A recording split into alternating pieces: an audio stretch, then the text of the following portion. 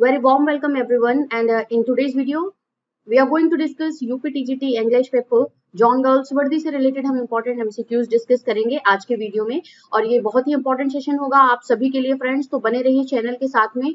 और जल्दी से रोज की तरह आप जल्दी से वीडियो को शेयर कर दीजिए अपने social media platforms WhatsApp, Telegram and Facebook पे, जो भी ग्रुप्स आपने ज्वाइन कर रखा है। लिंक आपको यहाँ पे मिल जाएगा, अवेलेबल है। तो आप शेयर पे जब क्लिक करोगे तो वहां पे आपको लिंक अवेलेबल होगा और वो आप अपने सोशल मीडिया प्लेटफॉर्म्स पे वहां पे पेस्ट कर सकते हो जहां भी आपको शेयर करना है। तो आज हम बात करेंगे कुछ important MCQs related to John Galsworthy. John Galsworthy जिनको हम इंग्लिश लिटरेचर में as a novelist, as a short story writer, as an essayist and also as a great dramatist जानते हैं, जो कि अपने मैक्सिमम प्लेस जो लिखा करते थे वो जो सोशल इश्यूज हुआ करते थे, सोशल ट्रेजेडी से रिलेटेड वो अपने प्लेस को लिखा करते थे। और उनकी नॉवेल्स जो थे वो बहुत ही इंपॉर्टेंट नॉवेल्स उन्होंने लिखा है इंग्लिश लिटरेचर के लिए, और इसी वजह से अपने ग्रेट नॉवेल्स के लिए उनको लिटरेचर में नोबेल प्राइज मिला हुआ है। तो आप सभी गॉल्सवर्दी से रिलेटेड आज का इंपॉर्टेंट सेशन जरूर वॉच आउट करिए। इसमें कुछ इंपॉर्टेंट 50 क्वेश्चन हमने इंक्लूड करा हुआ है। ये फर्स्ट पार्ट होगा, सेकंड पार्ट आपको जल्दी से मिलेगा, नेक्स्ट जो हमारा वीडियो होगा उससे related. So friends, here we have the very first question on the screen. Galsworthy met him in 1893 and formed a lifelong friendship with him. Identify him. आपको बताना है कि Galsworthy 1893 में किस इंसान से मिले थे, किस फेलो पोएट से मिले थे, जिन्होंने इनके साथ या जिनके साथ जॉन गर्ल्सवर्दी ने लाइफ लॉन्ग फ्रेंडशिप फॉर्म किया। आपको उनका आंसर देना है और इन चारों ऑप्शंस में से कॉनरेड, हार्डी, शॉ या एब्सन कौन था उसका नेम बताना है आपको। और जो करेक्ट आंसर है आज के वीडियो का वो ऑप्शन ए है, जोसेफ कॉनरेड हैं, जिनके साथ उन्होंने लाइफ लॉन्ग फ्रेंडशिप किया था।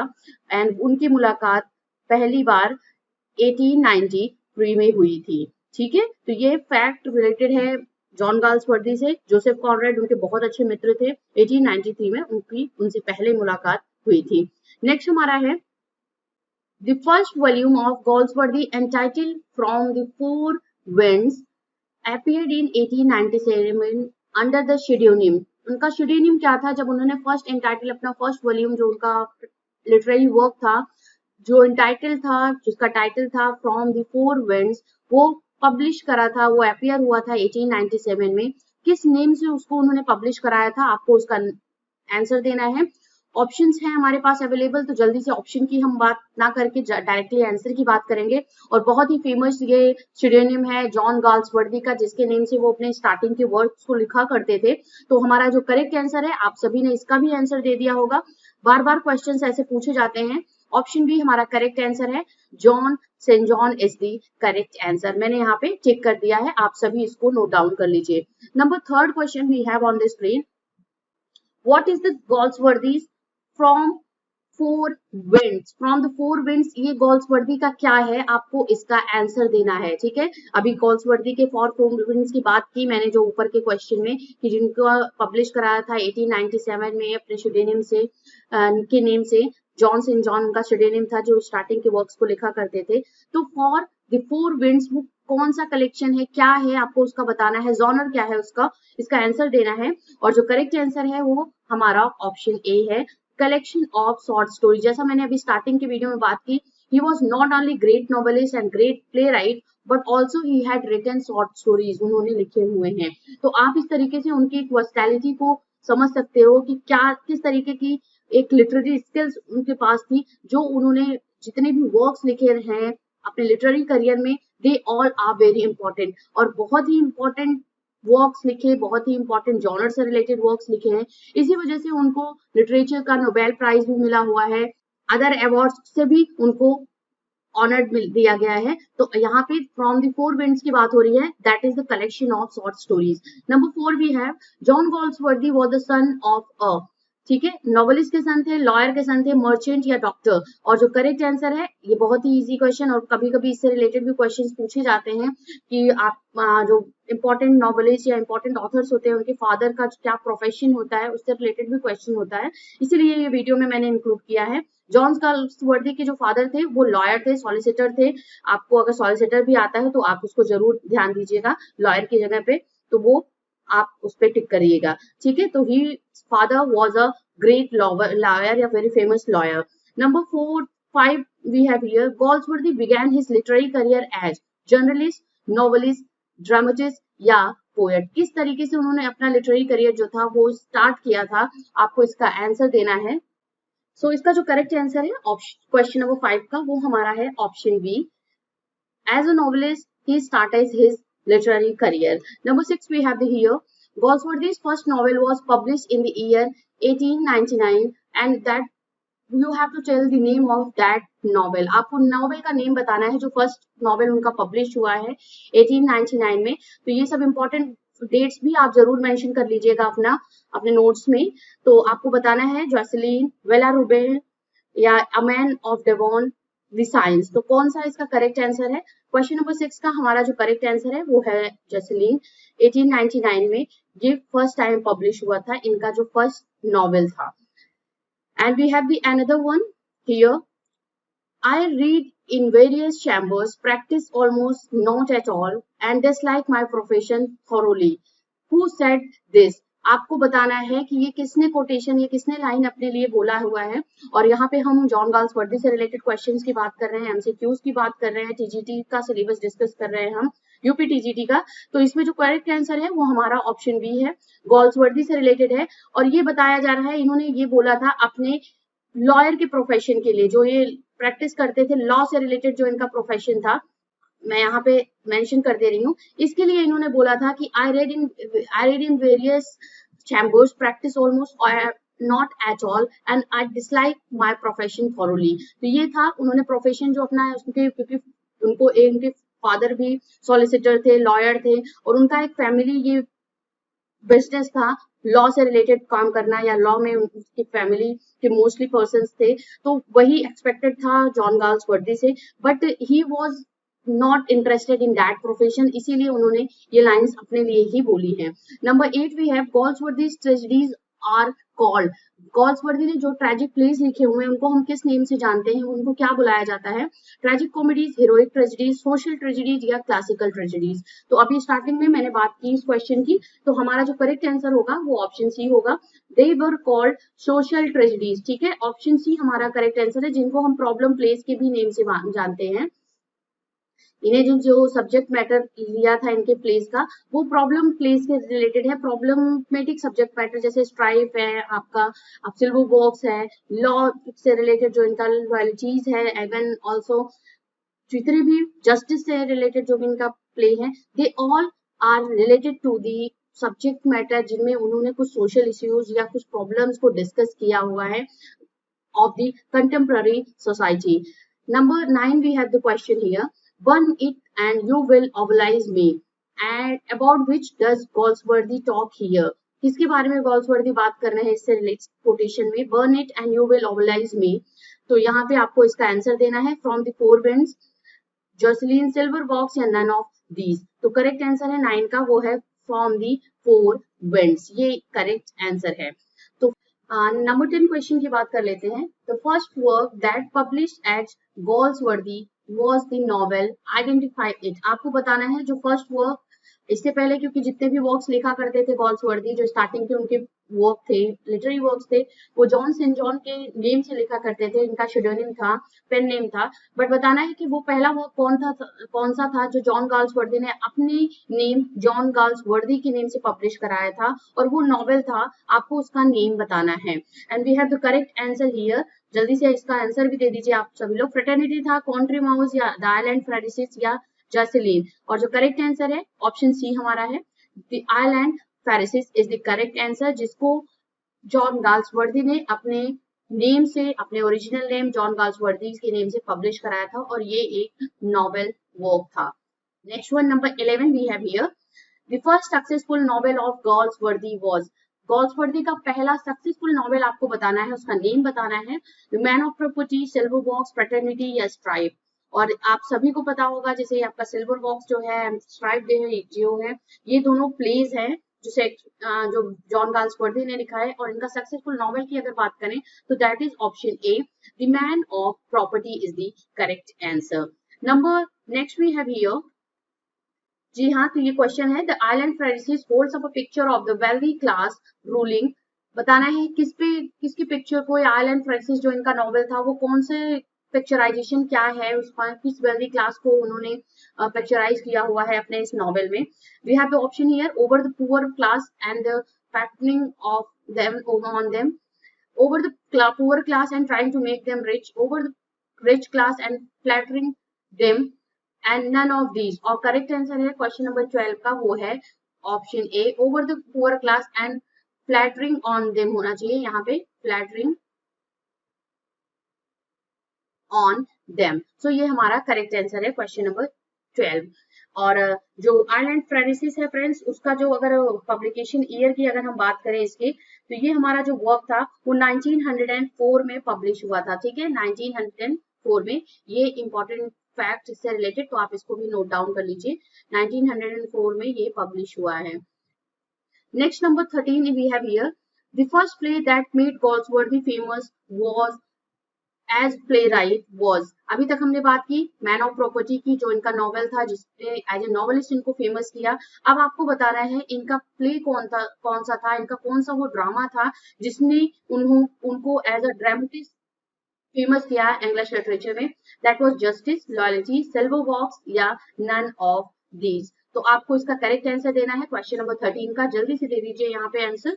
और अब बात करते हैं हम इनके वर्क की, जिसने इनको फेमस किया. That was option C, silver box. Option C हमारा करेक्ट आंसर है क्वेश्चन नंबर 13 का. और सिल्वर बॉक्स की अगर बात करें तो 1906 में ये पब्लिश हुआ है. मेंशन कर लीजिए अपने नोट्स में ये फैक्ट्स.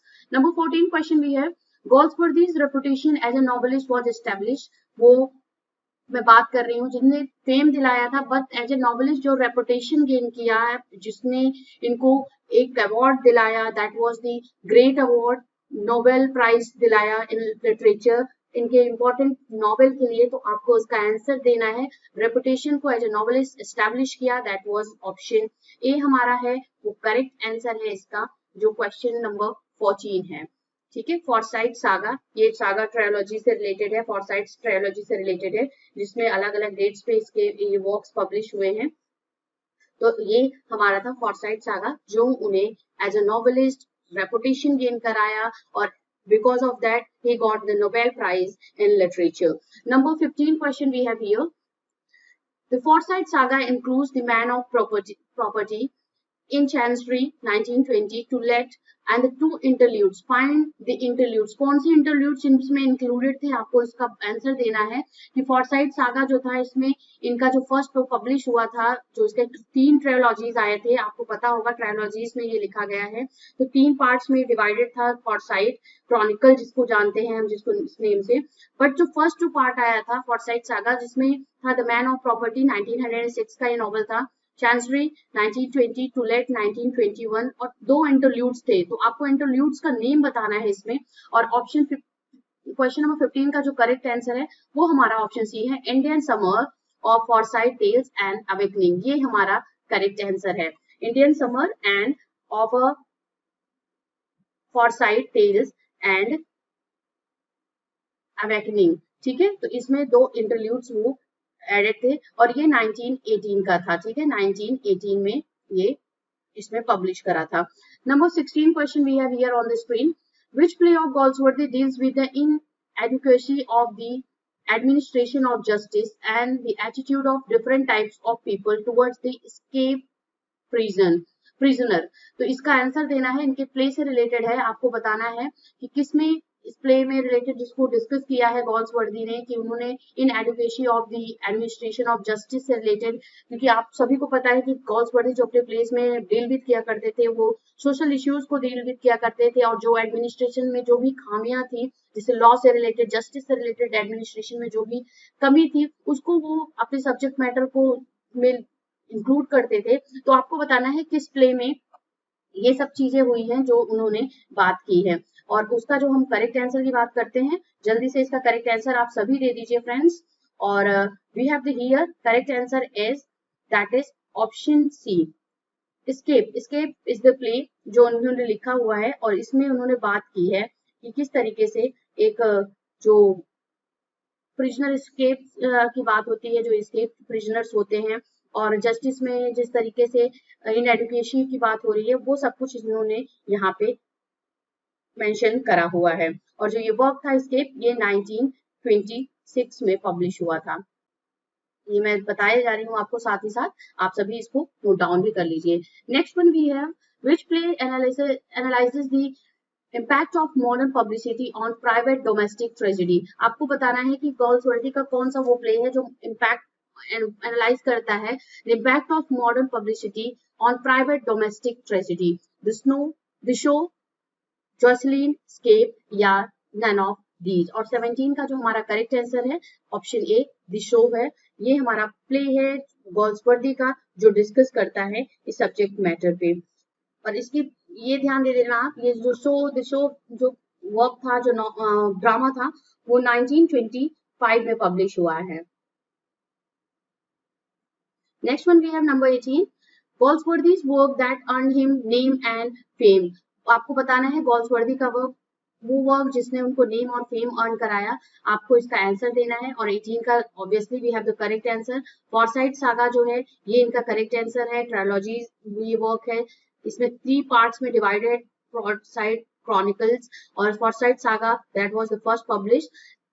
नेक्स्ट हम बात कर लेते हैं नंबर 19 क्वेश्चन की, which year Galsworthy refuse to the offer of knighthood, in which year Goldsworthy refused the offer of knighthood। आपको इसका आंसर बताना है, किस ईयर में उन्होंने नाइटहुड की जो उपाधि थी उसको उन्होंने रिफ्यूज किया। और उन्होंने एक बोला कि उनकी राइटिंग, जो पोएट्स या ऑथर्स की राइटिंग होती है, वो उनका खुद का एक रिवॉर्ड होता है।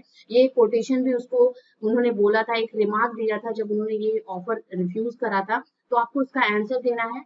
और यहाँ पे बिल्कुल फ्रेंड्स कंफ्यूज मत होइएगा। और जो करेक्ट आंसर है ऑप्शन सी है। कभी कभी 1917 1918 में दोनों में कंफ्यूजन होता है, बट 1918 करेक्ट आंसर होगा, क्योंकि 1 जनवरी को इनको ये अवार्ड दिया जाना था और इसी वजह से ये ईयर यहाँ पे मेंशन होगा। 1918 में उनको ये अवार्ड उन्होंने लेने से मना कर दिया था। Number 20 question we have here on the screen, which play contrast the fates of the various stories in the hotel. Stories in the hotel जो बताता है fates of the various stories in the hotels की बात की जा रही है। तो कौन सा प्ले है उनका जो ये सब डिस्कस करता है। और 20 का जो हमारा करेक्ट आंसर है वो ऑप्शन ए है, द रूफ। और द रूफ जो वर्क था जिसमें इन्होंने सब्जेक्ट मैटर को इसको बात किया, वेरियस स्टोरीज जो जितने छतें होती हैं जो एक होटल्स की, उसके फेट्स से रिलेटेड उन्होंने इस बारे में बात की है इस प्ले में। और ये जो प्ले था उसका नेम था the roof. Number next we have here 21 is literature is its own reward. ये किसने बोला है और ये कब बोला है? जैसा मैंने अभी डिस्कस किया, इससे 2 क्वेश्चन पहले मैंने इस चीज को डिस्कस कर लिया है। और obviously that was said by Galsworthy. जब उनको नाइटहुड की उपाधि दी जा रही है तो उन्होंने उसको लेने से मना कर दिया था 1918 में। और उसी टाइम में उन्होंने बोला था literature is its own reward, means literature, साहित्य अपना खुद का एक अवार्ड है जो एक पोएट को मिलता है कि वो लिटरेचर लिख रहा है और लिटरेचर को कंट्रीब्यूट कर रहा है। 22nd क्वेश्चन की बात करते हैं, in which year Galsworthy awarded the Nobel prize for literature. बहुत ही इंपॉर्टेंट क्वेश्चन है, बार बार एग्जाम में पूछा जाता है आपको नोबेल प्राइज से रिलेटेड जो भी ऑथर्स राइटर को दिया गया है। तो ये सब्जेक्ट जरूर आप, ये टॉपिक जरूर आप देख के जाइएगा। इससे रिलेटेड वीडियो भी है चैनल पे अपलोडेड, आप जरूर उसको चेकआउट भी कर लीजिए। तो बात करते हैं इनके नोबेल प्राइज की किस ईयर में मिला था, and that was option C 1932। Number 22nd third question भी है, the dark flower by John Galsworthy is a. Dark flower क्या है जॉन गाल्सवर्दी का जो ये वर्क है, आपको इसका बताना है, जॉनर क्या है इसका।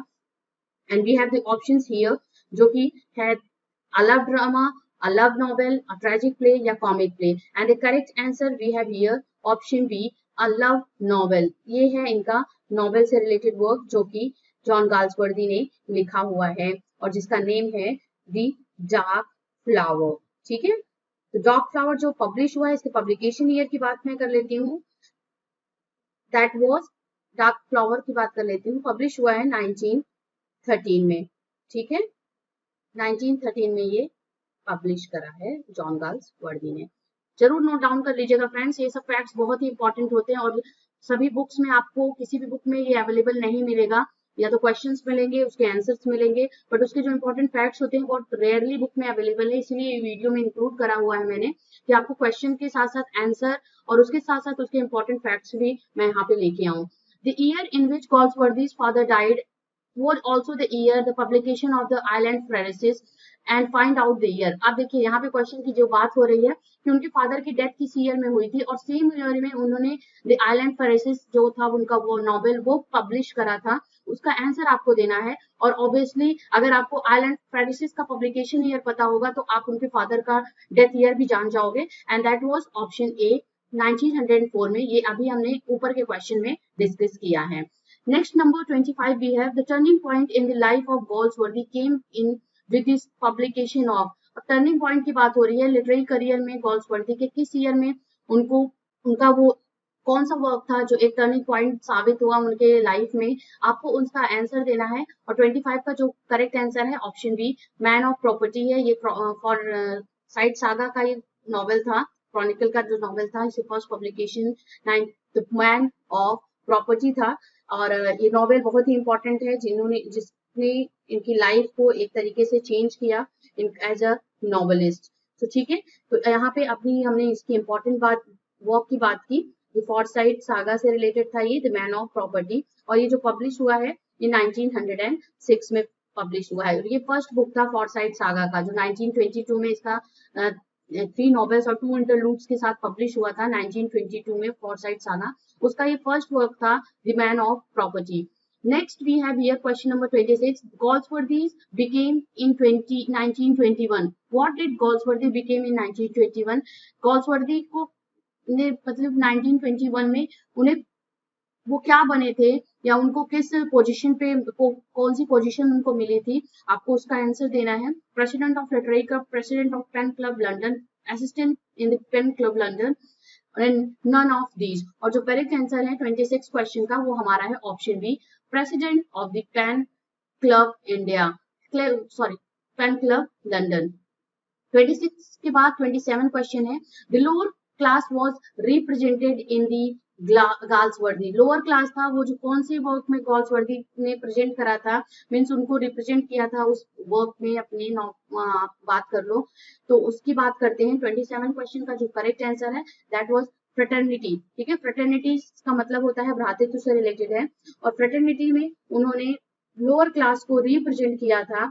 Lower class was represented in that work of the John Galsworthy. Next important work की बात कर लेते हैं। We have here that is question number 28.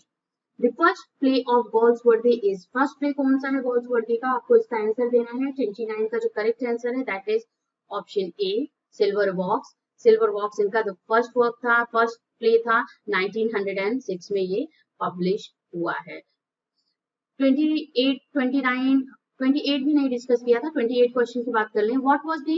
what was conferred upon Galsworthy in 1929। अभी तक हमने 1921 की बात की जो इनको पेन प्रेसिडेंट ऑफ लंदन का बनाया गया था, बट 1929 में इनको किस उपाधि से कन्फर्ड किया गया था, कौन सी उपाधि इनको मिली थी, आपको बताना है। Order of demerit, book of prize, order of merit या नन ऑफ दिस। और जो करेक्ट आंसर है ऑर्डर ऑफ मेरिट। तो इनके जो इतने भी अवार्ड जो विनिंग थे या जो भी इनको उपाधियां दी गई थी, इनको ऑनर जो भी मिला था उसको भी आप जरूर ध्यान रखिएगा। तो 28 क्वेश्चन का जो करेक्ट आंसर है ऑर्डर ऑफ मेरिट से इनको कन्फर्ड किया गया था इन द ईयर 1929। नेक्स्ट हमने 29 क्वेश्चन की ऑलरेडी बात कर ली है कि फर्स्ट प्ले कौन था गाल्सवर्दी का, दैट वाज सिल्वर वॉक्स, 1906 में ये पब्लिश हुआ है।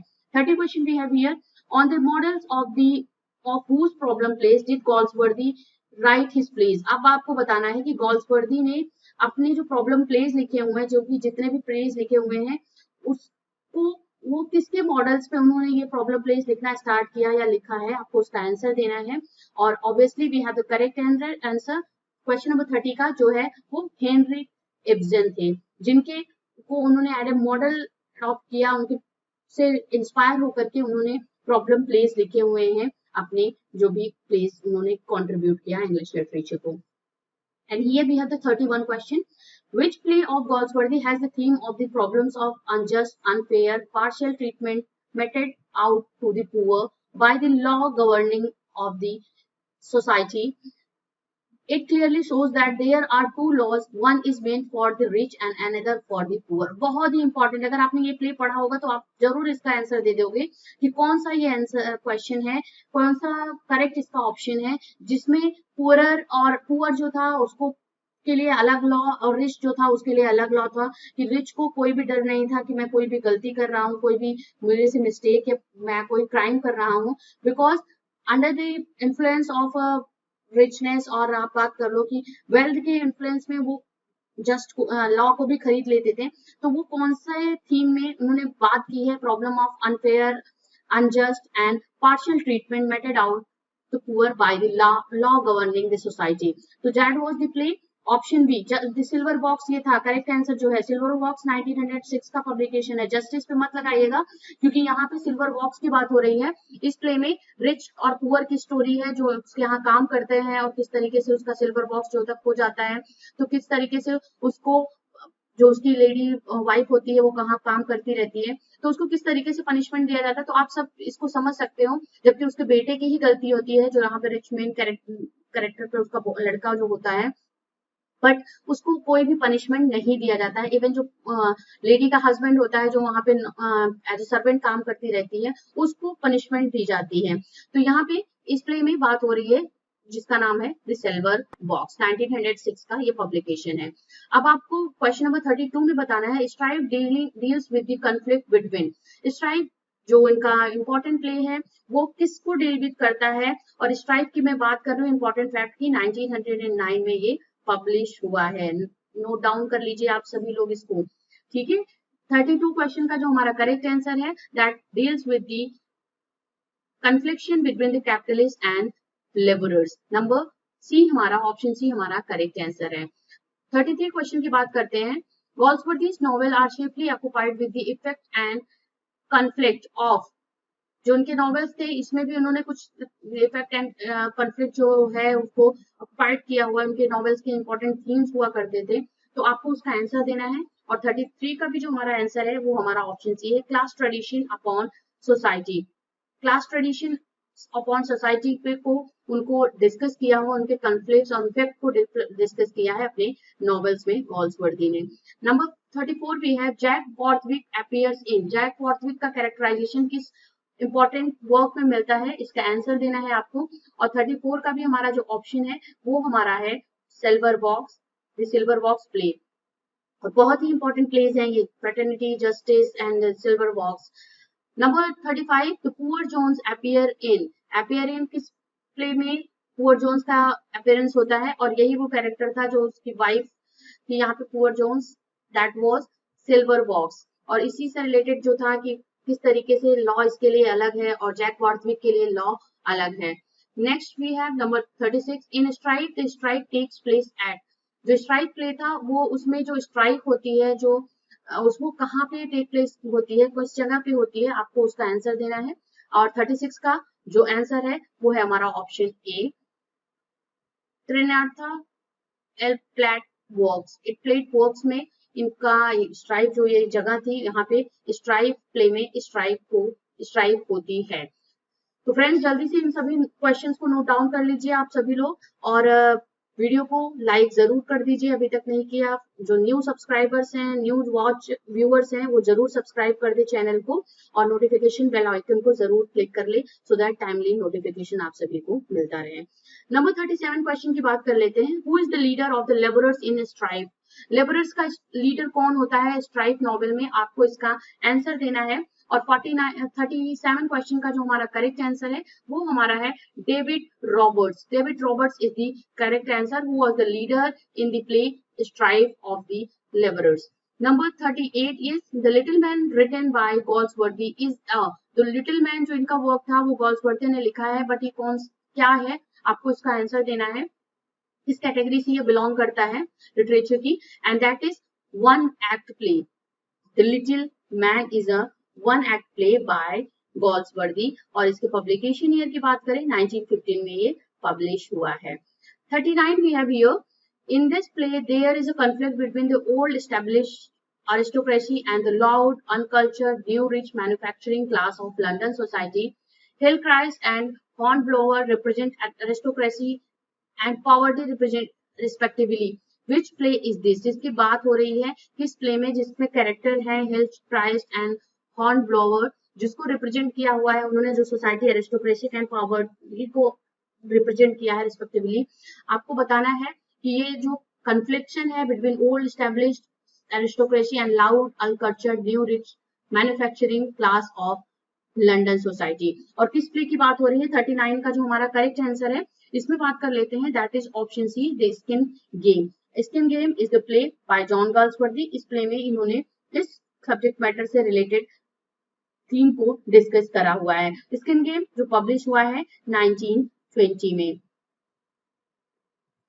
नंबर 39 के बाद 40 क्वेश्चन है, फेल्डर अपीयर्स इन। किस प्ले में फेल्डर का जो कैरेक्टराइजेशन है वो अपीयर होता है? And silver box, loyalty, justice या नन ऑफ दीज। और 40 का जो हमारा करेक्ट आंसर है that is justice, option C हमारा है करेक्ट आंसर। और जस्टिस जो पब्लिश हुआ है प्ले 1910 में ये पब्लिश हुआ है। आप इसको नोट डाउन जरूर कर लीजिए अपने नोट्स में। मैं बार बार बोल रही हूँ क्योंकि ऐसे क्वेश्चंस आपको नहीं मिलेंगे कहीं भी, किसी भी बुक को आप पढ़ोगे तो ये नहीं है कि आपको क्वेश्चन के साथ साथ उसका पब्लिकेशन ईयर, उसके राइटर, उसके इंपॉर्टेंट फैक्ट्स में मिलेंगे। तो ये है कि आप जब भी इसको नोट डाउन करोगे या आप अपना स्क्रीनशॉट लेते हो तो आपके पास एक टाइम होगा जब भी आप अपने एग्जाम के पहले प्रिपरेशन कर रहे हो, जा रहे हो एग्जाम के लिए, तो उसको एक बार रिवाइज करके जाओ। Who suffers solitary confinement in justice. कौन सॉलिटरी कन्फाइनमेंट जस्टिस में प्ले में सफर करता है? इसका आंसर देना है। और 41 का जो करेक्ट आंसर है Felder. Number 42 we have, it is a powerful social tragedy. It satirizes the contemporary English system of law judiciary. Its hero suffers from the bitter punishment of solitary confinement. आपको इसका answer देना है। अभी हमने इसके बाद की solitary confinement से कौन सफर करता है? तो फेल्डर था। और किस प्ले की बात हुई? जस्टिस की। तो यहाँ भी जो करेक्ट आंसर हमारा होगा 42 का, वो हमारा ऑप्शन बी करेक्ट आंसर होगा, जस्टिस। 1910 का ये पब्लिकेशन वर्क है जॉन गाल्सवर्दी का। ठीक है। 43 we have the growth of an adolescent girl through emotional conflict into a lover and a woman is the theme of। किसका थीम है ये? the growth of adolescent जो गर्ल होती है और emotional conflict into lover and the woman in the theme is the subject matter। किस play की बात कर रहे हैं इसमें गाल्सवर्दी? और आपको इसका करेक्ट आंसर देना है, that is option D, Joy.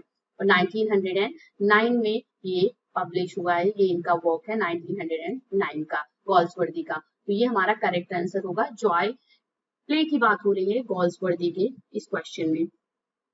44 we have here, if you do not think about the future you cannot have one। The above line is taken from। कहाँ से ये लाइन ली गई है? अगर आप अपने फ्यूचर के बारे में नहीं सोचते हो तो आपको कभी भी अच्छा फ्यूचर नहीं मिल सकता है, ये बात हो रही है। इसीलिए हमें पढ़ना है, एग्जाम के अच्छे से प्रिपरेशन करनी है और एग्जाम को क्रैक करना है।